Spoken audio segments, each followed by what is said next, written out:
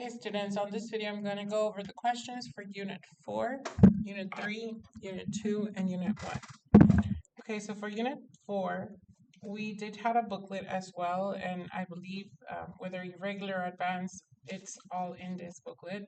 So the first question is, if line QS is the perpendicular bisector of segment PR, so we're looking at QS, perpendicular bisector for PR.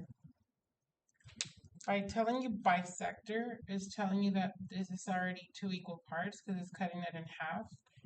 And also, as soon as you see perpendicular bisector, we're talking about these distances right here being equal to each other, because any point on the perpendicular bisector connected to the endpoints will create two equal segments. So in that case, if they're asking you to solve for x, you need to understand that relationship between these two sides to then write an equation of 10x minus 5 equals 7x plus 1. And then from there, you just solve for x. So I'm going to zoom into this problem, and let's do this problem together. So all we do is solve the x, move the x to the one side of the equation, move the numbers to the other. So we end up with 3x equals 6, and then we divide by 3, so x equals 2. Then the next part is asking you to find the measurement of PQ. So PQ is this part right here, so we're going to use 10x minus 5. We're going to substitute a 2 in there. So that gives you 20 minus 5, so that results in 15. Okay, next question for this will be, use the following figure to determine the value of x and the length of the mid-segment. So the keyword here is mid-segment. And on our notes, when we talked about mid-segments, we talked about how this mid-segment is in here twice. So it's there and there. So the relationship here is that this is in here twice. You can say that this is equal to 2 times this, because there's 2 of them in here. Or we can say that this equals half of this, because there's this is half of that. I believe the way I showed it to you was just doubling the 2 times 8x minus 23. And saying that that equals the big part, so 10x plus 44. And then you just solve for x, so we distribute. And then we move the x's to one side, numbers to the other.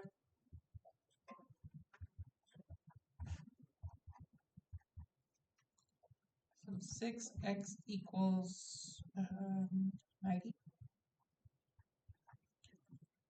And then we divide by 6. So x equals 15. And then you're being asked to solve for the mid-segment. So the mid-segment is this middle part right here. So that's 8x minus 23. So we're going to do 8x minus 23. So 8 times 15 minus 23. And that's going to result in 97. And again, if you want to make this productive, make sure you pause the video where you need to, solve it yourself, and then check if you got the answer correct. Alright, so there's no number. So the next question. Write an inequality that will give you the possible range of the third side and the triangle if the other two sides are given. Several of you start sketching a triangle here, which I get it, you need a visual, but you don't know whether it's a right triangle, you don't know whether it's a acute triangle, you don't know whether it's an obtuse triangle. So let's just hypothetically say, regardless of the shape of the triangle, we know that two sides are given. And the only way you can find a range of values for that third side is by adding the numbers, 27 plus 11, and subtracting the numbers, 27 minus 11. So 27 plus 11 will give you 38, and 27 minus 11 will give you 16. So we don't know what the third side is, but we do know that the smallest number it could possibly be is up to 16. not 16 because it's not equal to, but up to 16, and then all the way to 38, based on the triangle theorem that states that that mathematically just makes sense. Any third side could be a number from these two values, between these two values. All right, the next part is classify each center for the circumcenter and the incenter, centroid, and orthocenter. So using your notes, you can probably look at that chart that had all of them put together side by side, which was this one. Let me zoom out so you can see it. This one is your go-to, so you can compare how they are all related and the annotations that go with them. So in case you want to just go ahead and not look at that, the annotations that each one has tells you what we're looking for. But again, it's all vocabulary here. So first one that I'm going to look at is this one right here because of the angle annotations. So that right away tells you that all the angles are being cut in half because they're equal on each side. So this is where you have the angle bisectors meeting in the middle. Now the answer here is not angle bisector. The answer here is what do we call when all angle bisectors meet? So if you look at that chart, this is called an incenter. All right, let's look at another one. We have this one over here with only annotation stating that you have two equal parts. So this is a midpoint to that segment. Another set of two equal parts, so that's another midpoint. And then same thing here. This is another midpoint because there are two equal parts. So this is saying that you're cutting all of these in half. Now there's two things that will cut in half. You have the perpendicular bisector and the medians. Perpendicular bisectors need to have an annotation of 90 degrees like these two do. So this one is not that. This one is all medians. And when all medians meet in the middle, we call this a centroid. So centroid. Okay, and then now let's try this other one. At the top, similar to this one, these look like they're also dividing by 2 all around. So these are bisecting. These are put in the middle. And then these also do have that 90 degree that we were talking about. So these are definitely the perpendicular bisectors. And when all perpendicular bisectors meet, they create the circumcenter. So we're going to call this the circumcenter. Okay, and then the last one would be the orthocenters because we have the 90 degree, which creates lines that are going straight up 90 degree, but it's not bisecting. It's not creating equal sides. So this is altitudes all around. My pen's giving up on me. So it's altitudes, and the altitudes all together create that orthocenter. Okay, so that reviews Unit 4. All right, let's move on to Unit 3. Unit 3 is when we talked about angles, relationship of angles of the triangles. So this one kind of stated how we could identify if these are triangles based on the relationship with each other. Are they congruent because of these theorems? Side, side, side, side, angle, side, angle, angle, angle, side, and HL. And one thing that you want to remember is this funny word that we all laugh about, but that one will never be a theorem. You're never going to have an angle and two sides next to each other to state that they're congruent. So let's look at right here. These are two vertical angles. I'm going to put two loops because we already have an annotation that these angles are congruent. And now, based on this fact, we have a side, an angle, and an angle. Focusing only on one triangle. Like what do these two triangles have in common? They have a side, an angle, and an angle. So side, angle, angle, or angle, angle, side. It'll have to be that one. All right, letter B, we are looking at these sides are annotated as congruent. These two sides are annotated as congruent. and this third side is being shared. So we call this the reflexive theorem, where it reflects on each other, which confirms that these two sides are congruent. So that would be the side, proving that these two are congruent. The next one, we have another pair of vertical angles right here.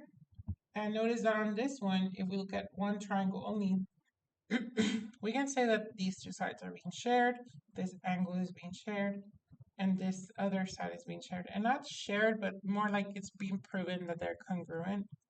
And the order that this is going is you have a side, an angle in between, and a side. So that confirms side, angle, side, because it follows the order of side, angle, side.